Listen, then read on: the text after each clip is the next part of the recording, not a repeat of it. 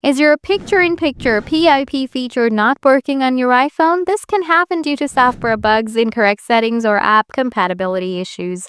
Don't worry, this guide will walk you through the steps to fix the issue and get PIP working smoothly again.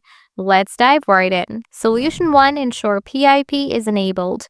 Open the Settings app, tap General, select Picture-in-Picture. Make sure the toggle for Smart PIP automatically is turned on. Solution 2. Check app compatibility. PIP only works with supported apps like Safari, YouTube Premium, and Apple TV. Ensure the app you're using supports PIP. If unsure, try using PIP with Safari by playing a video and tapping the PIP icon. Solution 3. Update your iPhone. Open Settings, tap General, tap Software Update. If an update is available, download and install it. Solution 4. Reset all settings. Open Settings, tap General, scroll down, and tap Transfer or Reset iPhone. Tap Reset, then choose Reset all settings.